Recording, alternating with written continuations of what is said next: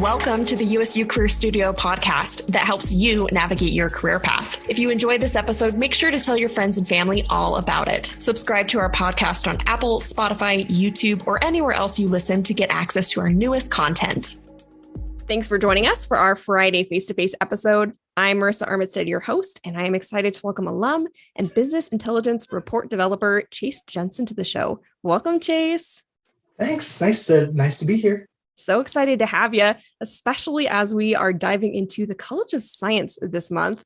I am really curious to hear about your background. So you actually have two undergraduate degrees from USU, statistics and sociology. Super curious to learn more about those degrees, but also talk us through some of the experiences that led up to where you are today. So I'll give you the floor here. Yeah, awesome. So yeah, you are definitely correct. I have two degrees from USU, one in more of a hard science and one more of a soft science. And sometimes when people hear that, they say, well, those are like two very, very different fields. How did that happen?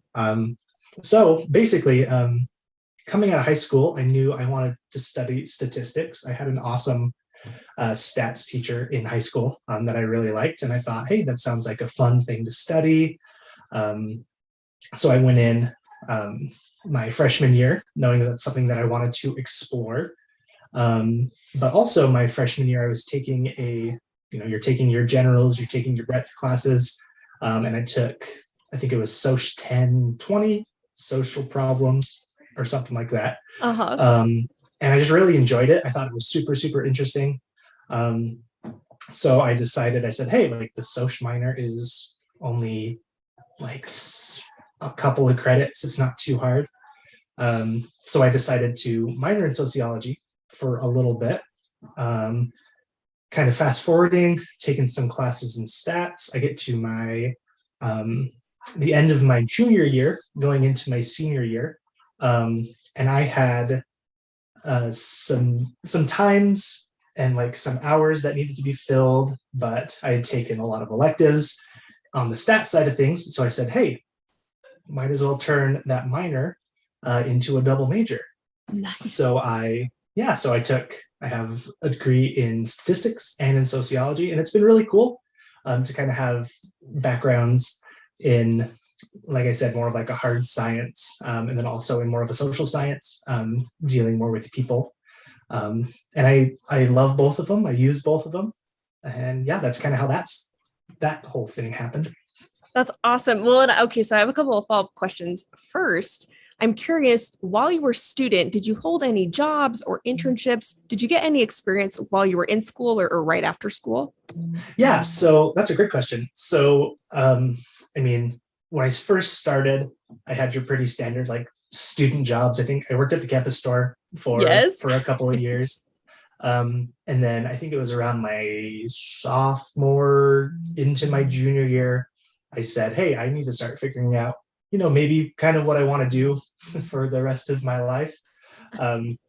So I got a job with the math and stats department as a math tutor, which was awesome. I did that up until I graduated. So that was nice to be able to kind of be, immersed in like the practical side of the subject material, and also to help students know that like, hey, you can get through math. It's not going to ruin your college career. Everything's going to be okay. So you talk to people like me is what you're saying. we had a lot of people come in for sure that were like, I can't do stat 1045, or like, I'm a senior. It's the last class I need to graduate.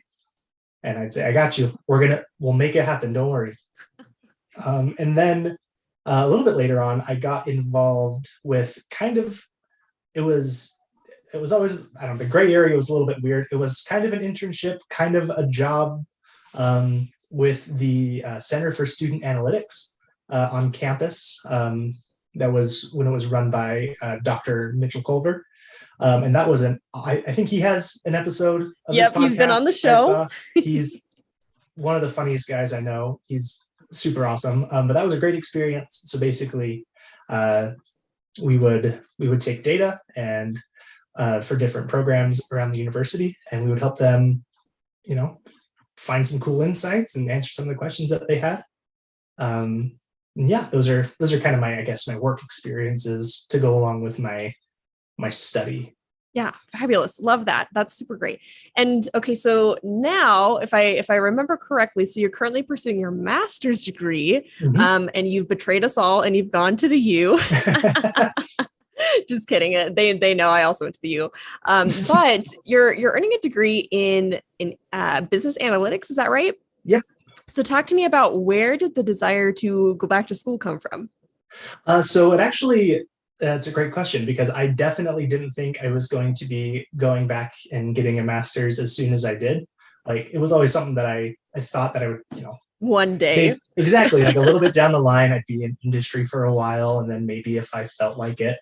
Um, but it was honestly just like a perfect storm of a lot of different things.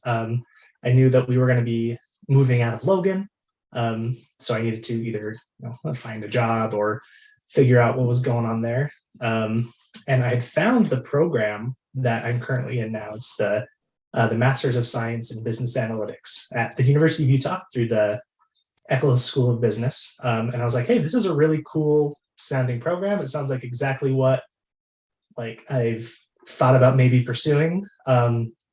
And because of the pandemic, because of all of the stuff that was going on with COVID, they had waived the GRE.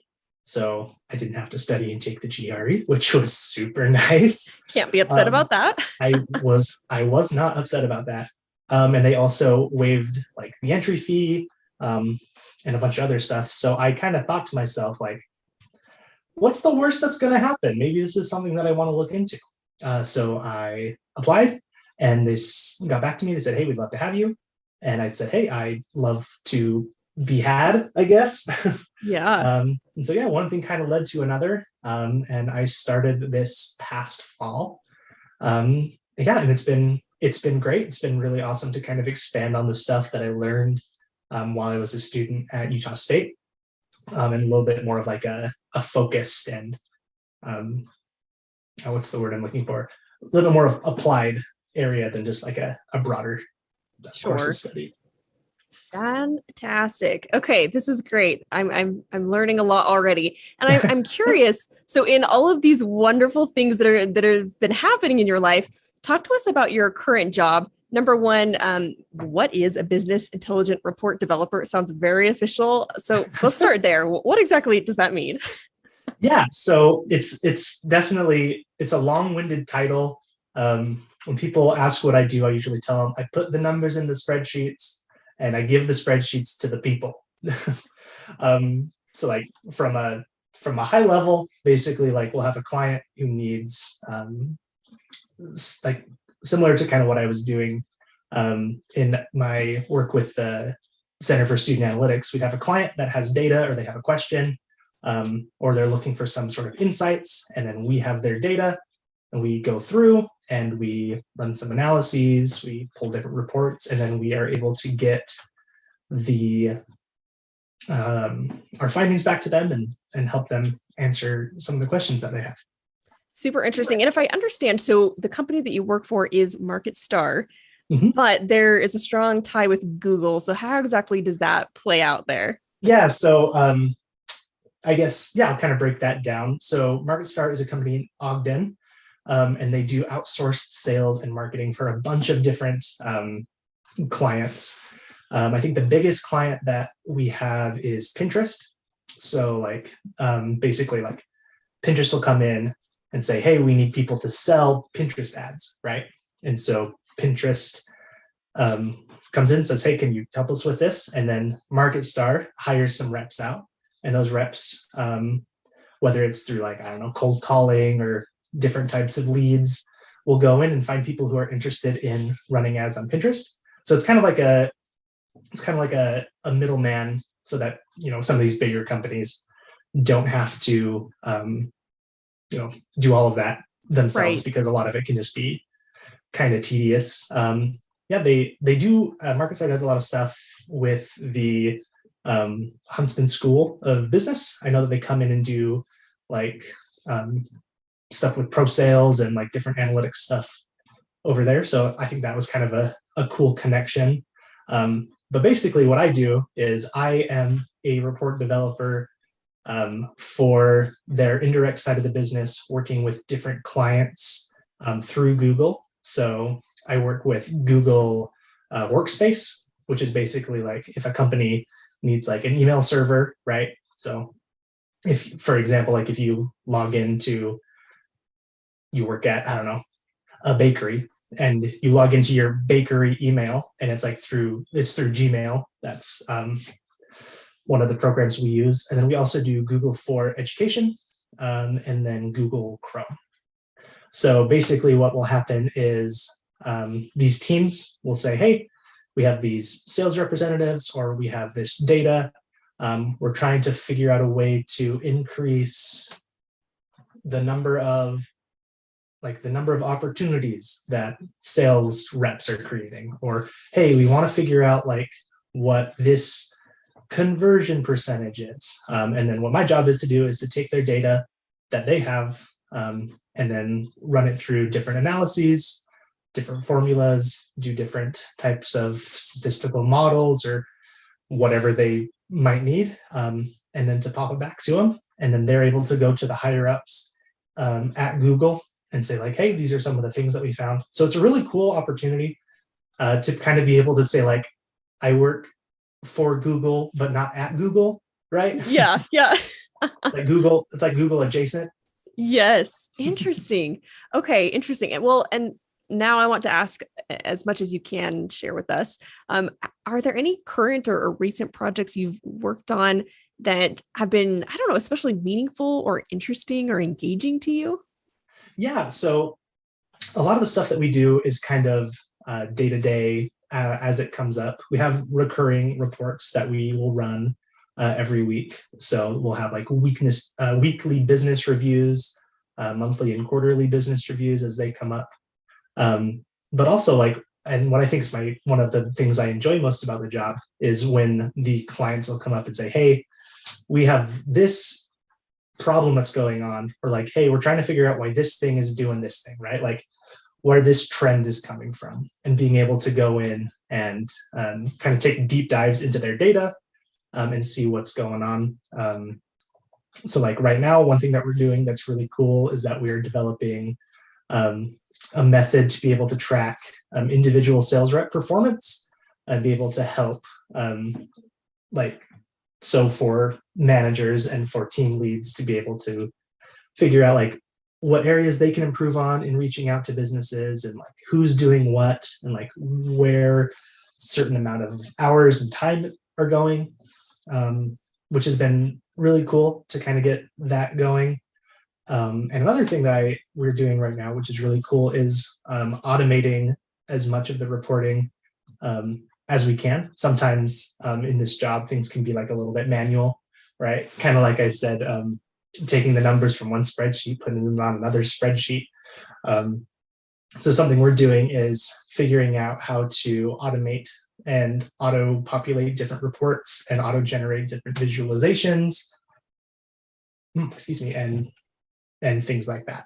So those are a couple of things that are going on right now that I can at least talk about. Don't want anybody to get in trouble. No data leaks today. Yes. Exactly. No non-disclosure. Absolutely. I'm really curious. So I'm going to go on a little bit of a tangent here, and I promise we'll come back. But I'm curious about automation. I feel like this is kind of a hot topic for a lot of industries right now, because some people are worried too much automation is happening to the point where, am I going to have a job in like a year or two? But for you, this is an exciting part of your job. So I guess my question to you is there ever a concern about too much automation and like job prospects, or is it as long as you are the one developing the automation, you'll always have a job? I don't know. Talk to me about that. No, that's a great question. I know that's something that a lot of people it's kind of a hot button topic for a lot of people, whether that's like self-driving cars or manufacturing. People are worried that they're going to be out of jobs.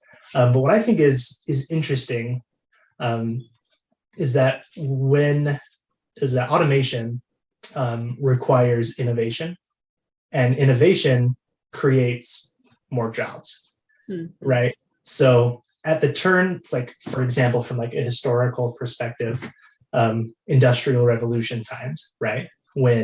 Different when different industries were coming forward with more streamlined processes for creating goods and services. A lot of people worried, like, hey, is this machine at the factory, like, is that going to take my job? Am I going to be out of a job? But what we see has ended up happening in both like the industrial revolution and the information age that we're living in, is that as these new processes, these new technologies pop up, is that we need people to be able to, facilitate those processes, to be able to make sure that automation is happening in a way that is conducive to growth, right? Mm-hmm. And also, when stuff like this happens, it opens up a lot of new employment opportunities in fields that we haven't even really thought of yet, right? Like, I think I remember seeing a figure a while back when, talking about career stuff, is that there's a good chance, like a pretty high percentage of jobs that graduates now or in the next couple of years are going to have are in industries that don't exist yet. Right. So it definitely is kind of I don't know, it's definitely kind of an issue that I can see reasons why people are kind of skeptical about it too. But also from like a sociological background, it's right. Being able to like take manual labor away from the individual, being able to like have people be more specialized can lead to a lot of innovation in places that people actually care about, right? Like when cars came around, like it sure took a lot of load off of horses, having to pull carriages and stuff. And it's kind of a similar thing for people, right? Like the opportunity to be able to these innovations, these automations, these computer systems, whatever it might be, ultimately can lead to people being able to pursue more of what they want to, right? To be able to continue to like trailblaze and help find these new areas that people can be a part of. So I definitely, like I said, I definitely understand the skepticism and like the initial like, hey, hold on, like, is this gonna ruin? Am I gonna be able to like, put bread on the table? Which is definitely like a real concern that a lot of people have, and not something that I want to take away from. But like, I definitely feel that there are that the what am I trying to say? I feel like that the results that will come from some of these areas will help people in the long run. They'll help build society. They'll help enable the working class to be able to continue to pursue more of what they want to do versus just, mindless, low, like less, I don't want to say like less sophisticated labor, because every worker is important, but like help, like being able to help people pursue more of what they want to do. I think this is a really interesting insight. And I love what you shared, that automation is replacing jobs. Oftentimes they're more of the manual type jobs, but innovation is what's creating the jobs that we need today and what we need tomorrow and what we'll need in the future. And so I think that's a really interesting kind of shift of some jobs will go away. They always have. That's always been a process of the world. But innovation is really what's going to spark the new jobs. And those are the jobs that we see more and more people want anyways. So I think it's kind of a cool shift that we're seeing. Yeah, we've definitely seen that, I would say, in the last, probably like the last 6 months, especially. People are realizing that there are jobs out there, there are forms of labor that they would rather be doing, right? Yeah. People leaving lower paying jobs to go and pursue things that they're passionate about, which I think is awesome. And I think that innovating the way that we do business, the way that labor is done, will continue to help people in the long run. Absolutely. This is a great transition into another question that I had for you, which is talking about some of the highs and the lows of this job. And let's be very clear that no job is perfect. No company is perfect. There's always going to be things that we love and probably things that we don't love as much. But I'm curious, as you think about your current position, and again, also reflecting on the changes and significant changes we've seen during this kind of COVID-19 time. What are some of the pros of this job that you love? Maybe what are some of the challenges or things that are a little hard for you? Yeah, absolutely. So first and foremost, I love my job. I think my job's great. I definitely like in a wonderful position, and I feel very grateful to be in the position that I'm in. I'm able to work from home like almost exclusively, which is awesome.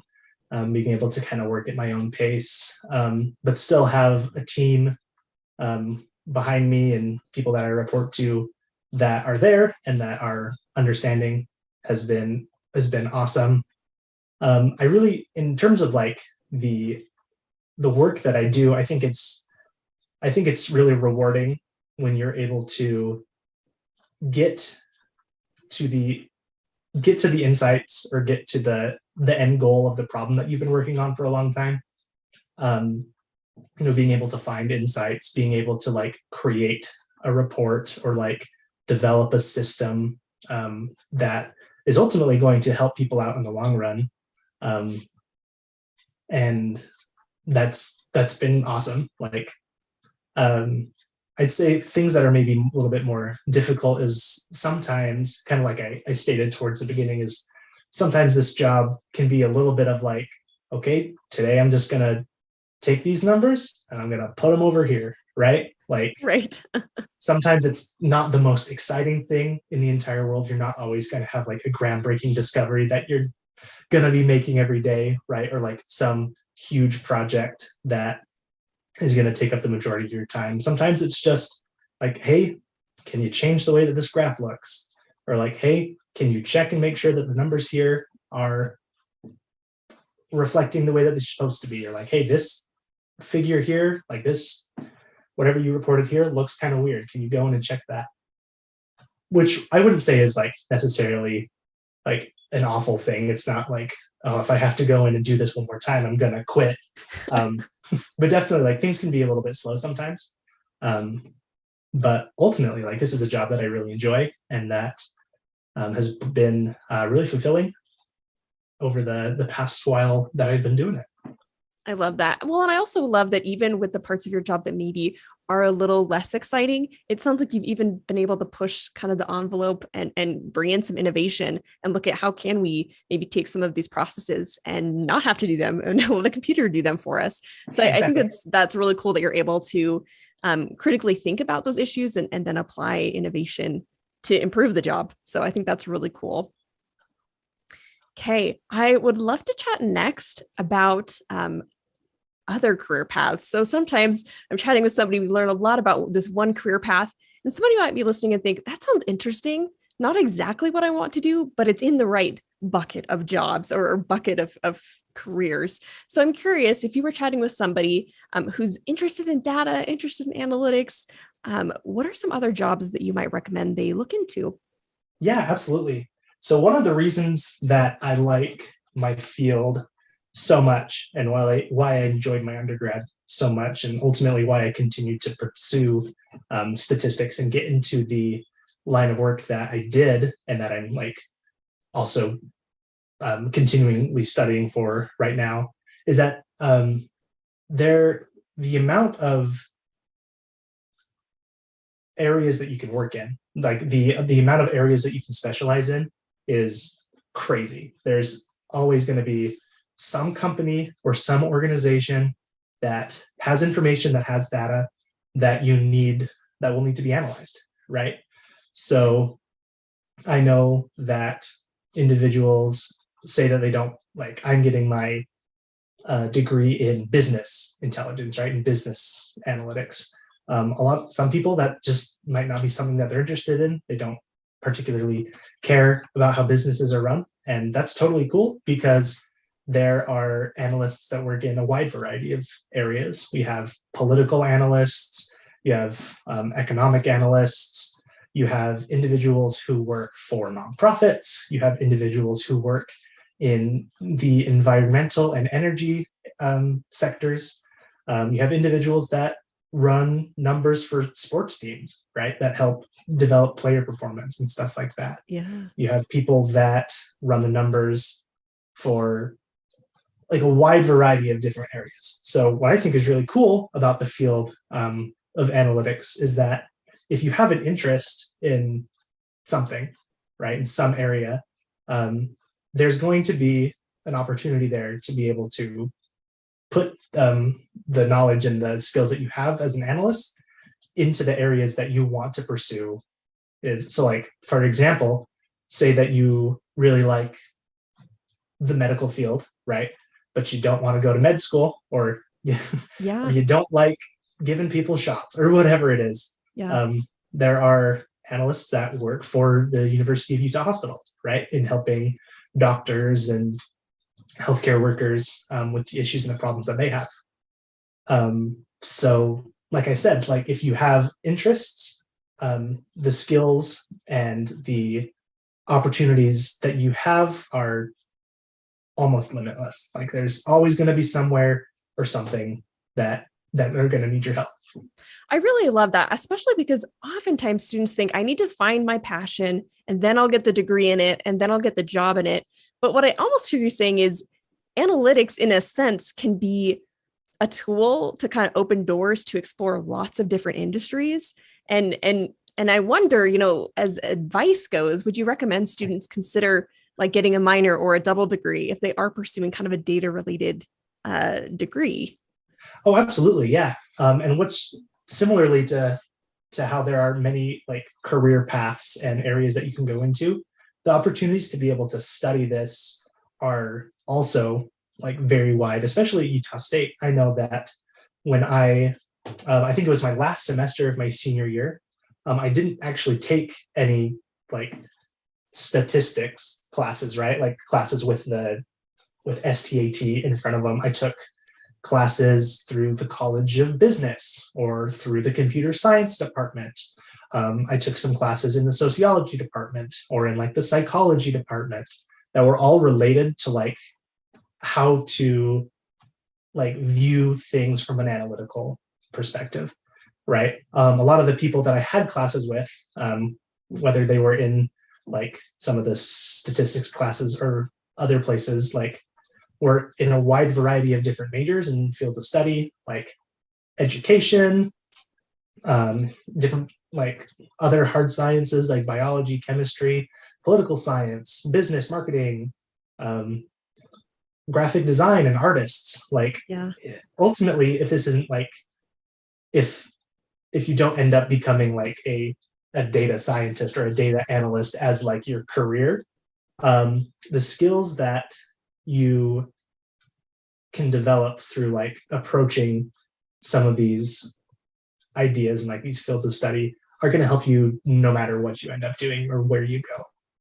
Absolutely. Yeah. The transferability, I think I just made up a word, but yeah, the ability for something to transfer into various fields is huge. And, oftentimes when people talk about like a liberal arts education, I think that's really what it gets at is, can I build skill sets that will transfer to lots of different places? So I love that aspect.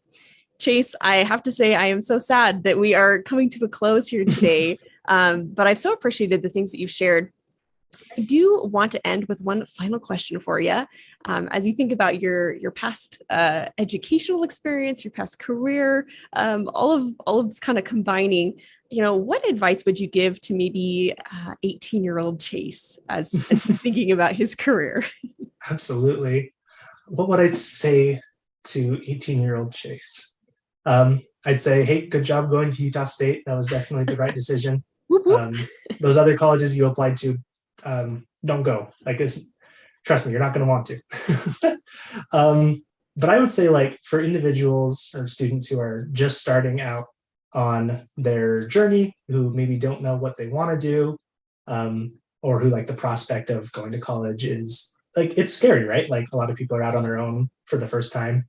I would tell them that ultimately, no matter what it is that you decide to study to get your degree in, or to focus your time and your efforts and your talents into, is that a lot of the times employers and like people after college don't particularly care 100% what your degree is in, right? A lot of people are going to just look at the fact that you were able to set a goal for yourself, right? That you were going to go to college and that you were going to finish, right? That you were able to show to yourself and to them that like you have what it takes to pursue something that ultimately is very difficult. Like going to college can be super hard. So don't get down on yourself. If you don't know what it is you want to do, I still don't know what I want to do after I graduate, right? Like, Yep. But the idea of being able to find what that is super exciting. I'd also say like, be flexible. You're going to change what you want to do a lot. But ultimately, no matter what it is that you decide to do, like develop a love for learning new things, right? Like a lot of the things that I learned in my undergrad aren't particularly like one for one a translation of what I do in my job right now. But like those skills that I developed help me learn now the things that I'm doing, right? Like being adaptable and being able to continue to say like, I want to learn how to do this, right? Like here's this thing I need to know to do this job that I want to do, because of what I have been able to do as a college student. I know that I can like put that same effort forth to figure that out now, right? Absolutely. So stick with it. College can be super hard, but you can do it. Whoever's listening to this, I believe in you. I love that. And I actually made me think of, this might be a little bit silly, but I have to share it. So I love the TV show Monk. I don't know if anybody's seen this, but he's like a detective, and he no longer works for the police department because he has some phobias and whatnot. But there's a really interesting scene towards the end of the season where he's talking to his therapist, and he says he actually got they invite him to come back onto the force. So he'd been doing all of this detective work, kind of consulting on the side, but he gets invited back to the force. And he has this moment with his therapist, and he says, "Why didn't you tell me I was happy?" And he's talking about, when he was doing all of this kind of on the side detective work to hope to get to that one position of being a detective again. He says, "Why didn't you tell me I was happy like back then in the moment?" And I think so often when we are trying to get to that end goal of what we think is going to make us happy in a career, we forget to find the joy in the jobs that we have right now, that we have today. And so I love kind of your approach of taking it one day at a time, find the learning in whatever it is you're doing, and try to find the joy in it. So really appreciate that sentiment. And again, Chase, really appreciate your time and willingness to chat with us today. Yeah, absolutely. Thank you so much for having me. This was a pleasure. We hope you loved this episode of the USU Career Stadio podcast. If you haven't already, make sure to subscribe and share this episode with your friends and family.